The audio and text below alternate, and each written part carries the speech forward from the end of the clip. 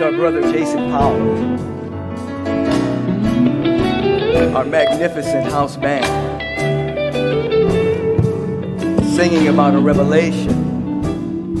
And it is true, you know, that you're longing for the Spirit within you is an actual longing for a personal revelation of your oneness with the presence of God. For you can only go as far as your personal revelation. You can study, you can read, you can memorize, you can listen to teachers. But ultimately, you're setting yourself up for a personal revelation of your oneness with the Spirit of the living God. And this is what we're all about here at Agape, that kind of encouragement for you to enter into a state of availability through spiritual practice, so the insight and revelations and aha moments and satori moments begin to occur, or you're able to capture them as they are occurring because they are being broadcast perpetually. I welcome you once again to our Sacred Center. Our theme of the month being Your Destiny Transcends Density. Now, when we speak of destiny, of course, we are keenly aware that there's a perfect spiritual idea of us, a divine spiritual prototype that's held in the heart mind of the infinite, that's untouched by time, untouched by experience, untouched by the vicissitudes of any worlds we may have been living in. This is a perfect idea of us. And as this idea, and our role consciously is to allow this particular idea to unfold according to our particular pattern. It is not fate. It is not predestination. It is a participation in the infinite potential that lies within us that provides a powerful destiny for us, and everyone has a great destiny because everyone is an individualized expression of God. Yes, there are karmic propensities. Yes, there are the vicissitudes of the world that we pick up. Yes, there's a whole overlay of the experience that the soul has had through many lifetimes and chapters of lifetimes. However, there is something about us that is beyond that when we consciously connect with it, our destiny unfolds. The good that is within us, according to our unique pattern, gets to express itself. And we come to an understanding, we throw away the naive of teaching of karma, that it can determine your destiny in any way, shape, or form. Karma is the accumulation of energy that you've put out that becomes starting points in your life, but never destiny. It only becomes starting points by which you get to leap into a greater expression of yourself as the universe is progressive. And in this progressive, dynamic, infinite universe, you've heard me say, then the pain pushes you until your vision pulls you. That everything is working together for good. Even the pain, even the pulling of the vision is working together for your good. And your great destiny transcends the density of time and space. Thought forms and perceptions and beliefs and points of view and positionalities that have condensed themselves in time, that have become experience and circumstances and situations. Your destiny transcends the density of all that has ever happened on the experiential level. That's how powerful you are as a spiritual being. I was thinking last week, I said to remind me about the story of Homer Johnson and the subsequent interconnections of this great teacher with Celeste and family members. And I got a number of texts from you reminding me to tell you this story. And so Homer Johnson was one of my great teachers, a great mystic. And I can remember I was in the practitioner training, and it was interesting enough, I was the youngest person in the practitioner training at that particular time. I was somewhere in my 20s, and most of the people in class were in their 40s, 50s, 60s, and beyond. Ivana Gale was the next person, a little bit older than I was, so we were the two youngest people in class. And we didn't carry much weight when we spoke. It was like, okay, little kids, we appreciate what you're saying. It sounds very nice, but, wait till you get a few more years on you.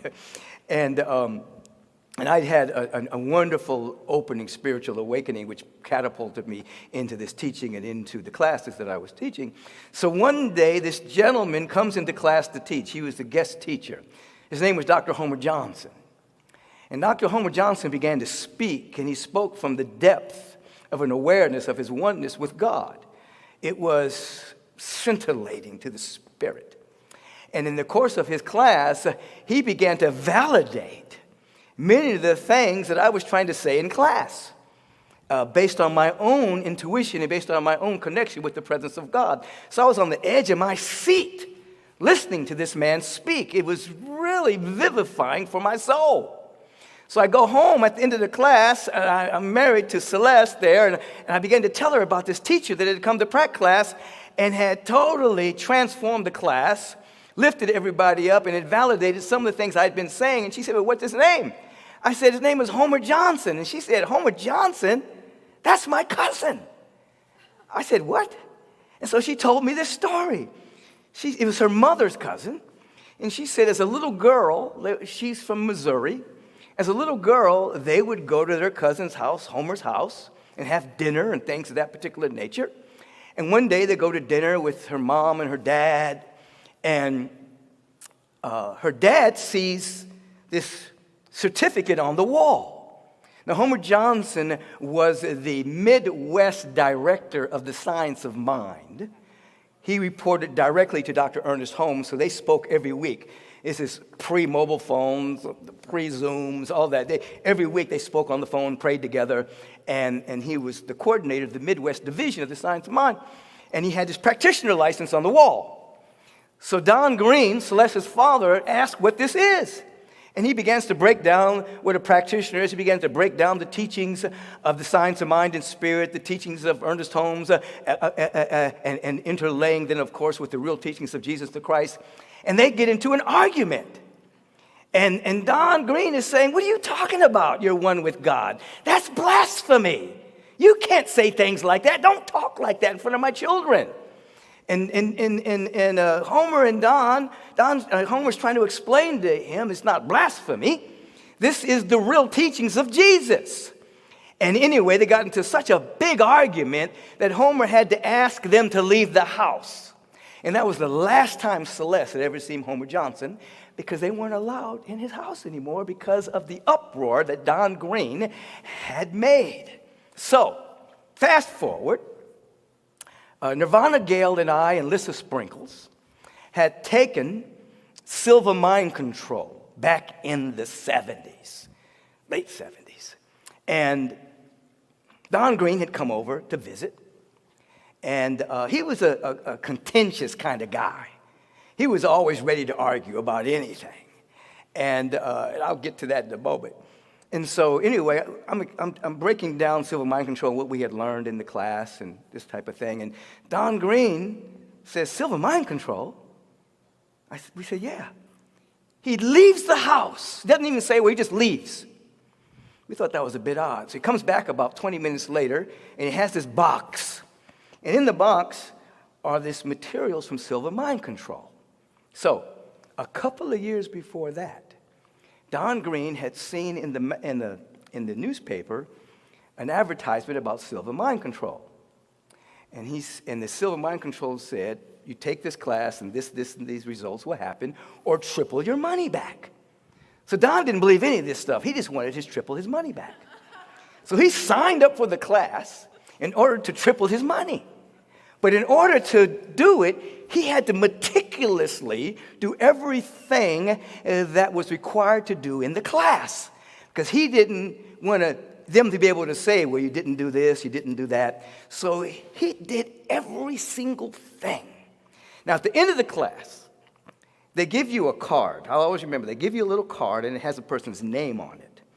And you are to go into meditation, go into this alpha castle that we had built through our alpha level. And then you are to call the person's name. The person comes into your awareness. You diagnose them, and then you mentally heal them. And so that's the final test at that particular time. And so Don Greene goes in, and he thinks it's all hokum. He says the person's name, and this lady pops into his awareness. And he begins to diagnose. He thinks he's just making it up. He's diagnosing. So then when he writes it all out, he gives the card to the teacher. They compare the card to the real diagnosis, and he was at 98% accuracy. It scared the hell out of him. He ran home and put the silver mind control stuff under his bed and never looked at it again until the day he comes over to my house and he hears me and Lissa Sprinkles and Ivana Gale talking about it. Subsequently, we enter into a dialogue, conversation, and he becomes my student. He's over my house every day. I'm teaching him metaphysics. We're hanging out. And Celeste is like, why are you hanging out with my dad? He was very a contentious guy. He's always arguing. He wasn't really pleasant to be around in those days. And I said, your dad is asking me to be his teacher. I cannot say no to this. And subsequently, goes to Guidance Church. He becomes a practitioner. Enters into the school of ministry. First day of class, he's setting up chairs. Dr. Homer Johnson walks up behind him and says, aren't you my kin? His first day of class, Dr. Homer Johnson is his teacher. He becomes Dr. Dan's assistant minister. And so his contentious nature, which came from the fact that when he worked for RCA, he was a genius. He invented many of the technologies we now take for granted, but he got no credit and no money as an African-American man at that particular time. They just, you would come in and you'd do all these things, but you didn't get any credit for any of that. So he had a deep sense of anger about how life had treated him. So he was always ready for a fight, you see. So that interesting dynamic of him drove him, I'm going to get triple my money back, which led him on a path to a great soulful discovery that provided the context for him to become so childlike ultimately that the difference between that moment and after that moment was startling. His destiny, based on the pain pushing, the destiny, based on the insights and the revelation, the best destiny of him becoming a child again, allowed him to transcend the density of his life that had been created by pain and being overlooked and oppressed in so many, many ways. And I can always remember Celeste saying, Homer Johnson? That's my cousin. It was like, wow. Destiny transcends density. He became like a child. Thus, we want to be childlike, not childish. When we are childlike, you've heard the statement, be as a child that you may enter into heaven. Be as a child that you may open and be absolutely available to the wonders and the absolute mysteries of the Spirit that will transcend your ego and intellectual understanding of what's happening. You have to be as a child in order to embrace that deep longing of your soul, which, as I said at the beginning, is for a personal revelation of the Spirit of the living God, of which you are not going to get from your intellect. You're going to get that from a direct awareness, a contact with the Spirit. We want to enter into our days with a full-on wonder, a full-on awe. As I was in the background there, and I saw Nina back there, and it was like I'd seen her for the very first time. I went back to see who was singing up here. I said, oh, it's you, Nina. We hugged for the first time. Then I hugged Marianne for the first time, and then I hugged Jason Powell for the first time. You want to enter into your daily round of activity to the best of your ability, like a child seeing everything for the very first time, so that you are encouraging your timeless nature to be at the forefront of your awareness, so that you're not carrying the perceptions of the circumstances and situations of the past in the present moment, whether that's for yourself or whether that's for someone else, because someone else may have been kissed by the angel of transformation in the middle of the night, and you may be still looking at them as from your past perception of who you were and who they were. We want to enter into our daily round of activity as a child, not childish. We put away childish things. We put away materialism. We put away consumerism. We put away holding on to grudges or holding on to a grudge. That's a heavy weight to carry. We put away childish things to enter into that space. I will remember always when my daughter Michaela gave Celeste a little childlike faith. This pre-cell phones, pre-mobile phones. They're driving home from school, and the car breaks down. Again, this is no cell phones, none of that kind of stuff. They're stuck on the side of the freeway, and Celeste is a little frustrated, obviously. And Michaela's sitting in the back seat, and she says, "Don't worry, Daddy will be here in a moment." And Celeste says, "What are you talking about? Daddy's going to be here. That's not going to be here. You see how many people on the street? Anyway, some strange reason, I'm driving down the freeway, and I see them over there stuck in traffic. Stuck on the side of the road. I said, I pull over behind them and get them in my car, drive them to the gas station, and Michaela's like, "I told you, Mommy, Dad was coming," And Celeste was like, "What am I going to do with this girl?" But she had this childlike awareness. Dad's coming. Don't worry, Mommy, Dad's coming. We want to have that kind of faith. Don't worry. Everything's going to be all right. Why? Because everything is all right. Now, what I've just described there, everything's going to be all right and everything is all right, that's a state of consciousness that we lean into. It has nothing to do with circumstances and situations. It is a childlike awareness that right here in this second, I want you to just take a breath wherever you are and say, release. Now, at that precise second, you did not think, if we all around the planet, thousands of people take a breath, it's not going to be enough air. We didn't think that. We just all took a breath. And in this second right here, everything is all right. This second, I'm not talking about plastering our past onto the future. I'm not talking about the circumstances and situations that we're going to have to deal with, the tasks we're going to have to do, our to-do list we're going to have to finish, all these things that we're going to have to do, and everything is just one day is going to be all right. I'm talking about right now, everything's all right, you see. And so if we can hang here and then lean into everything's okay, this second right here. And then everything's going to be all right because we're going to keep extending this second. Then we're pulling our attention away from time. We're pulling our attention away from circumstance. We're pulling our attention away from our perception of the future based on the past. And then the timeless can now unfold and provide the miraculous, what the surface mind will call the miraculous. The timeless can provide all needs met. The timeless can provide everything is working together for our good. It's coming from the timeless that we get to catch intuitively, direct knowing, and not intellect. Intellect is the servant of the heart, service of our higher consciousness.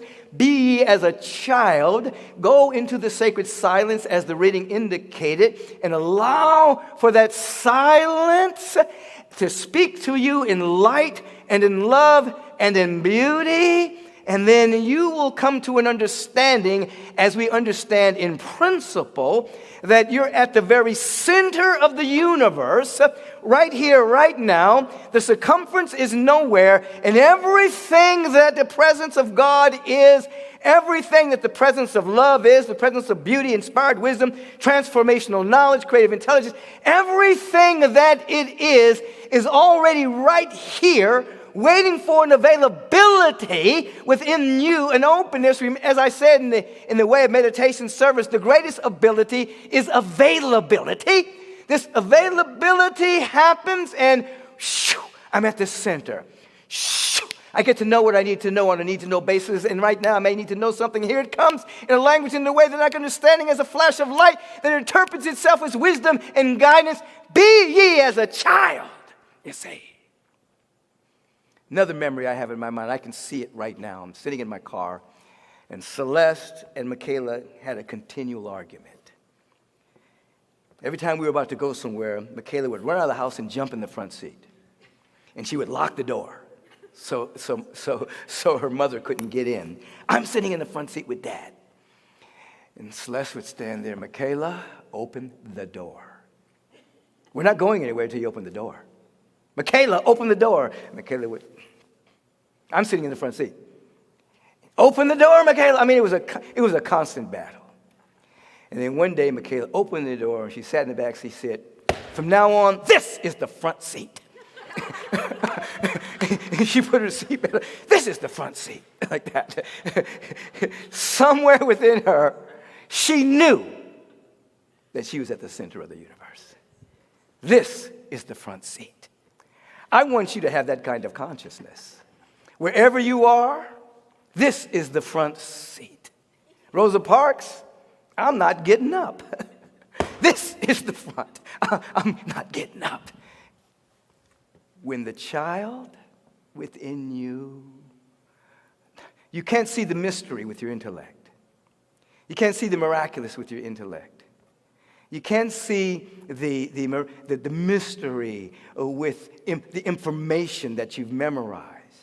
You can't see the mystery with all the information that you've stored in your study. I'm not putting down study. It is a pathway to opening and availability and insight and revelation and spiritual practice. But ultimately, as I said at the beginning of the service, we are here to have a personal revelation of God within, a personal revelation of the Spirit of the living God. And the principle is, I'm at the center, this is the front seat, and then that dawns on your awareness. You must be as a child, but not childish. You can see the childish nature of humanity in the war toys that they play with. You can see the childish nature of humanity as they wantonly destroy our rainforests.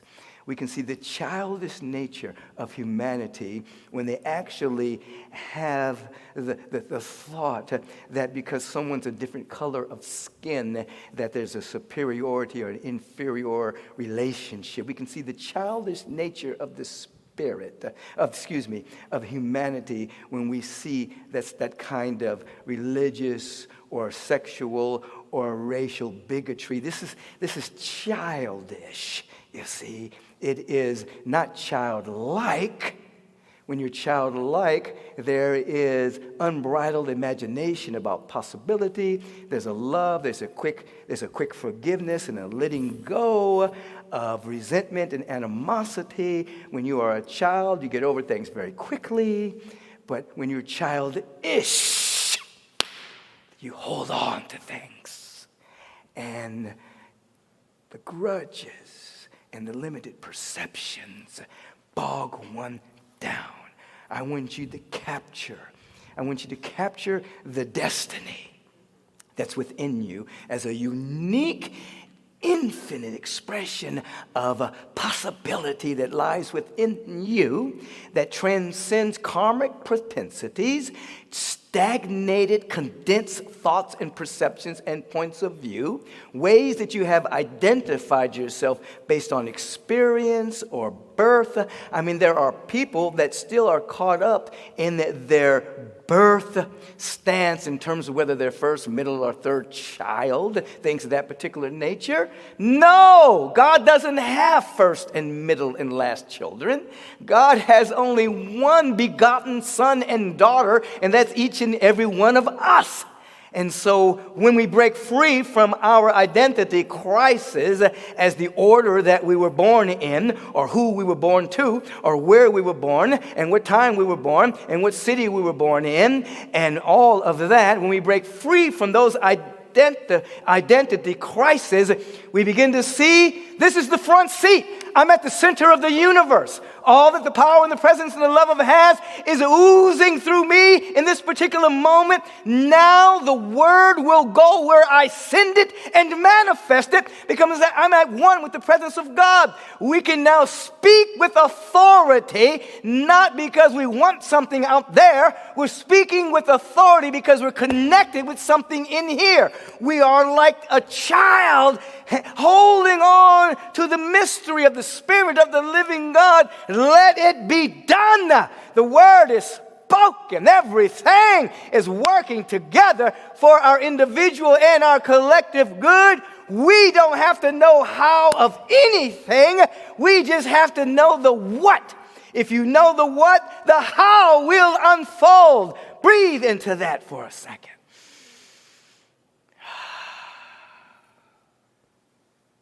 This beautiful destiny that is within you is transcending the density of the coagulated thought forms and beliefs and perceptions that you have gained from society, family, past incarnations.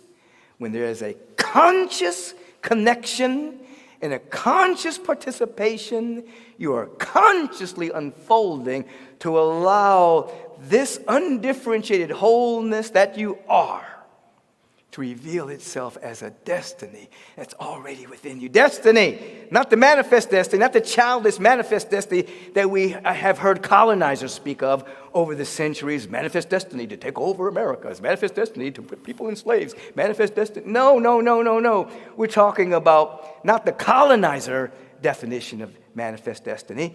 We're talking about the destiny of the presence of God that wants to know itself as our life. Catch it. Catch your freedom right now. Catch the potency and the power of the presence right now. Catch the intrinsic joy right now. Catch it. You're in the front seat. You're at the center of the universe. Childlike faith. It's all right. And it's all right this second. And it's going to be all right. And as you lift it up, you'll understand the quantum statement of Yeshua ben Joseph, Jesus the Christ. You'll understand the quantum statement. As I am lifted up, I draw all unto me. As I lift my vibration and frequency, I'm at the center of the universe.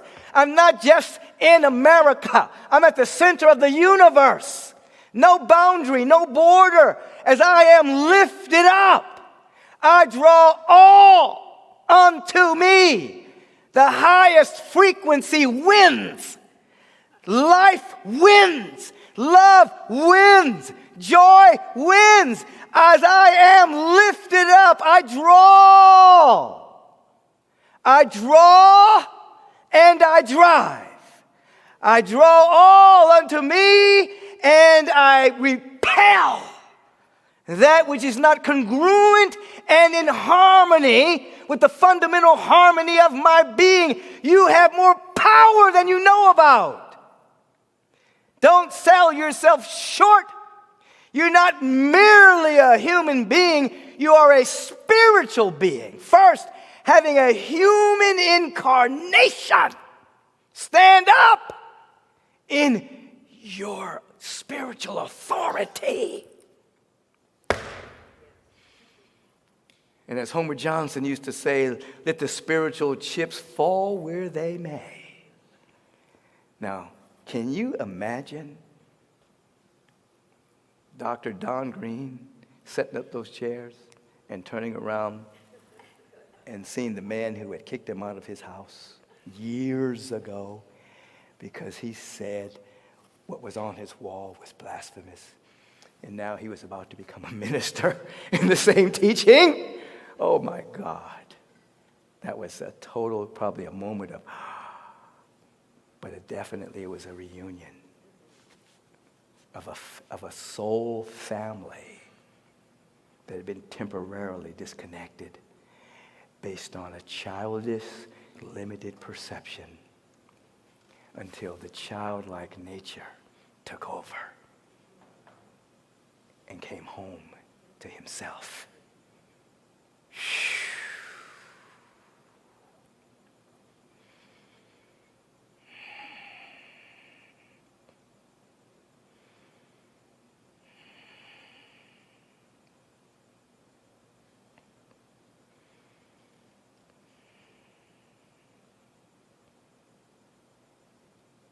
So look at your own life right now and notice where you're giving power to density. Things that you think are intractable, can never change. Whether it's worldwide, global, business as usual, or whether it's individual. Things that you think can never change about your life or experience. And understand that's density. It's the coagulated thought forms that condense themselves.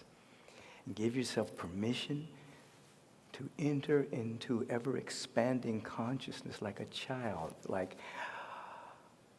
it's all right. It's going to be all right. I don't know how. It's not my job. I'm like a child. I believe, heal my unbelief. I believe, heal my unbelief. That I may see as it really is. As Jason was singing today, that I may see what a wonderful world this really is. Beauty everywhere. Infinite possibilities. Transcended good. Infinite potential. This is where we want to live. Your destiny is transcending the density through your childlike nature and giving up the childish things you may have inherited from the world of circumstances. Now is your moment.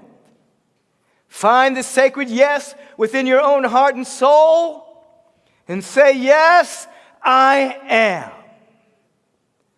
Yes, I can. Yes, I am willing. I'm available.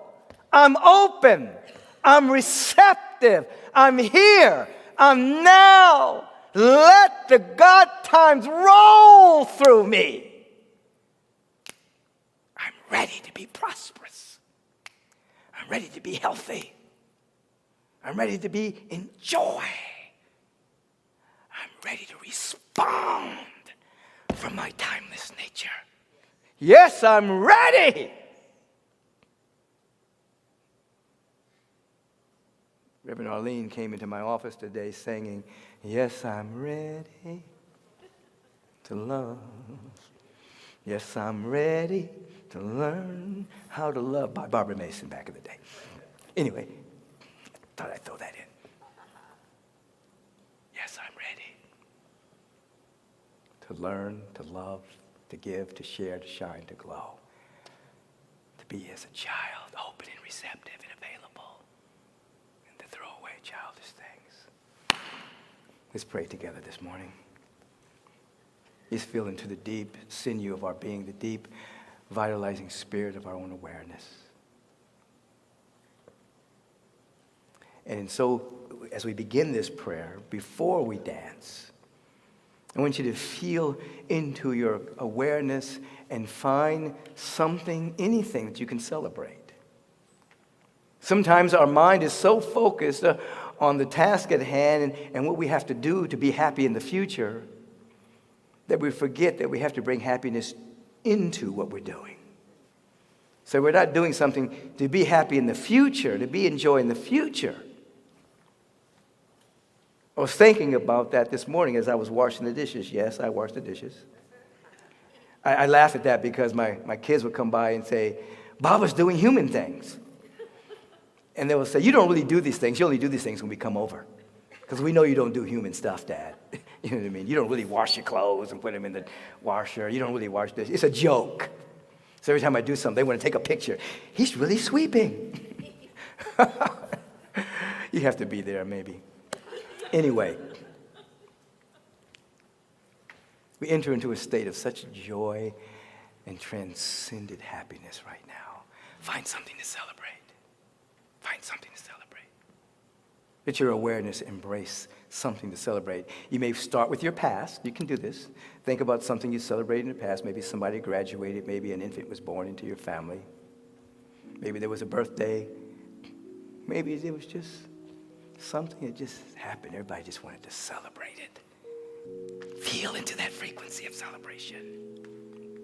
And remember this, that you are here to localize a cosmic celebration.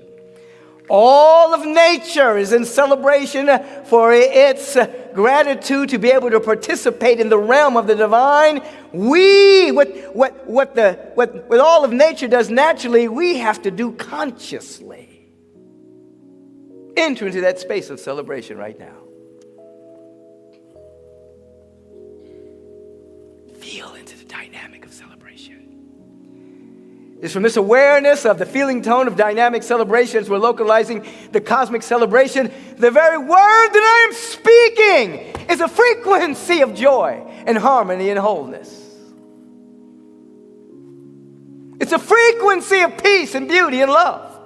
It's a frequency of wellness and well-being. It's a frequency of wholeness. Oh, this word that I'm speaking is a law compelling us into right thought, right speech, and right action, congruent with the fundamental ideation that the power and the presence and the love of God is everywhere. Oh, feel it. If you're there at home, wherever you are, you may want to just stand up for a moment and just let your body just sway. Just sway with the feeling of celebration. If you can't stand, just allow for your hands to just move. You can't move your hands, just allow for your shoulders. If you can't move your shoulders, just allow for your awareness to just flow with the power and the presence and love of God. And in this moment of celebration, I want you to look at this being dancing with the Rev for a moment. Look, just look.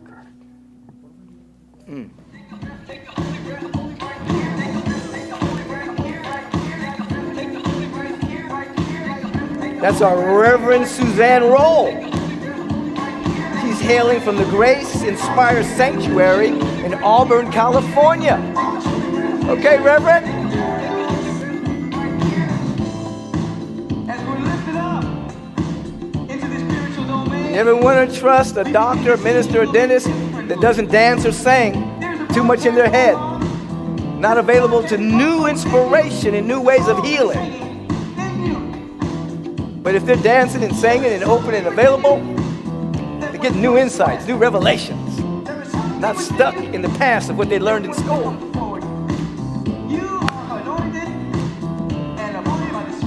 Oh, she got some moves, Reverend. Reverend Suzanne Roll.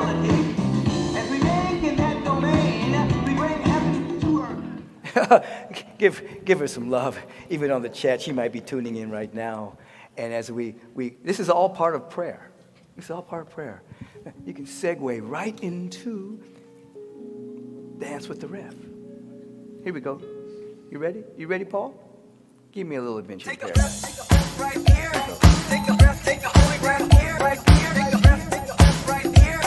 Take a breath, take a holy breath right here. Take a breath, take a holy breath here. Right here. Take a breath, take a holy breath here. Right here. Take a breath, take a holy breath here. Right here.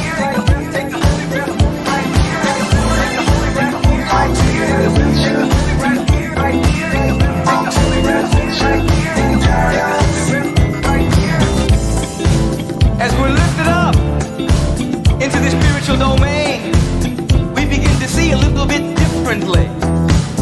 There's a broadcast going on. This broadcast comes from within you. What you doing out there? There's a song singing in you. There is something within you that wants to express. There is something within you that wants to come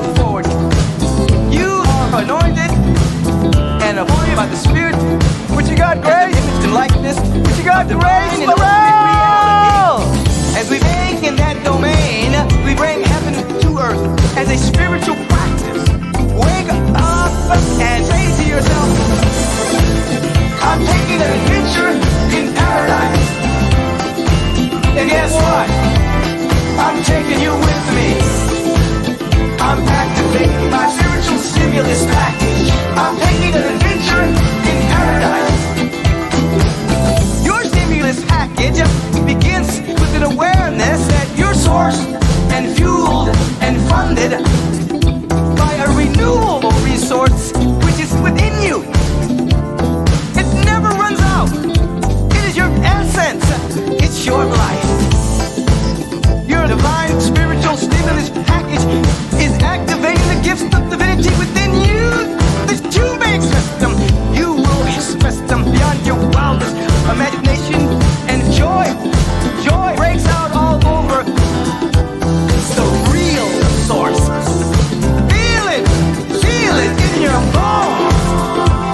Take a holy breath and say to yourself, I'm taking an adventure in paradise. And guess what? I'm taking you with me. Great. I'm activating my spiritual stimulus package. I'm taking an adventure in paradise. In order to have a stimulus package, stop looking outside for help. Become still and listen. What you got? Listen with that inner ear. Life is everywhere. Joy is everywhere. Love is everywhere. Why don't we see that?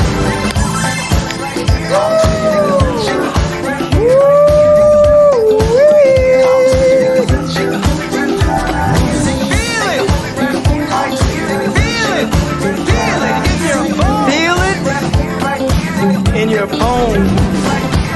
Bones are the tuning fork of the body temple. Feel it in your bones and all the cells start to vibrate at that high frequency.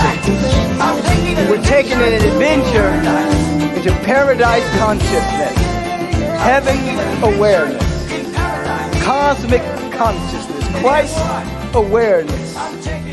And we're taking everyone with us as we're lifted up in this rarefied atmosphere of absolute truth.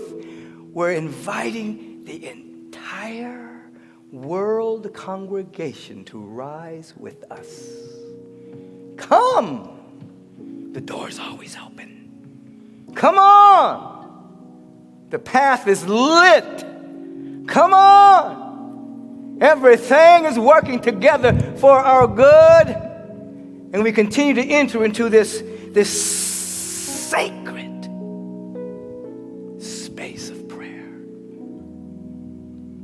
Oh, infinite Spirit,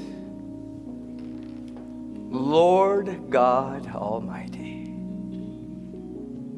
great God of the universe, infinite presence, Mother, Father God, the living one, almighty, all joy, all beauty, all intelligence. How great thou art in me as we. Oh, we come into harmony with this like a child leaning, not in our own limited understanding, but leaning, like a child into it. Come, we're available. We're available. It is from this awareness that the word is spoken for this august congregation that is all around the globe, that we may come to know ourselves as we are known. We're waking up. We come to know ourselves as we are known by the Spirit of the living God as points of infinite potentiality. And this word is serving as a law of elimination to anything that would hinder or obstruct or deny or delay the fullness of life from moving through us right now. Woo. Oh, I feel it in my bones. I feel it in my heart. My soul resonates with the truth that makes us free.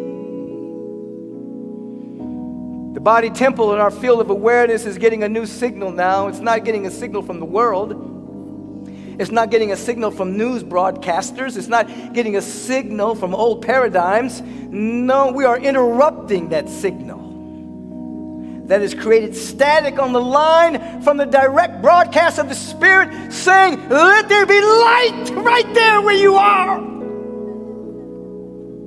And we hear anew, our life is the life of God.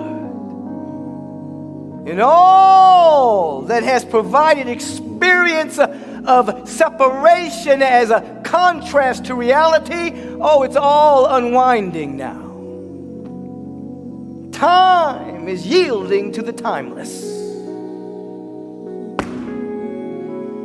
I feel it in my bones. I do.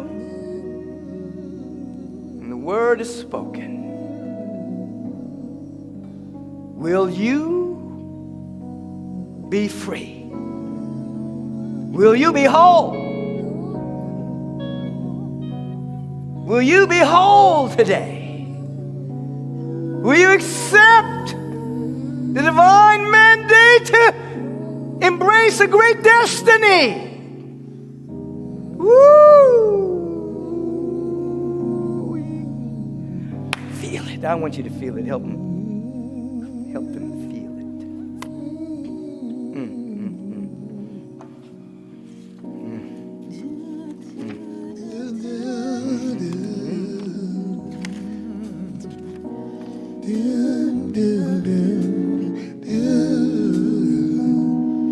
As around the sun, the earth knows she's revolving, and the rosebud knows the bloom in early May. Just as ain't no love's the cure, you can rest your mind assured. God is loving you always. as now can reveal the mystery of tomorrow. But in passing may be old every day. Just as all is born is new, do you know what I say is true? That God is loving you always, until the rainbow burns the stars out in the sky. Always Until the ocean covers every mountain high. always Until the dolphin flies and parrots live at sea. always Until we dream of life and life becomes a dream. Did you know that true love is for nothing? Our acceptance is the way we pay. Did you know that life is giving love a guarantee to last forever and another day? It's time to move on since the beginning. And the seasons know exactly when to change. Yes, they do. Just as kindness knows no shame, know through all your joy and pain, that God is loving you always Until the ocean. Yes, today I know I'm living, but tomorrow Could make me the past, but that I mustn't fear. No. deep in my mind, the love of me I've left behind. God is loving you always. You heard the word always, forever, eternal. Love asks for nothing, but only to express itself more fully and completely. We enter into the love affair with the Spirit of the living God right now.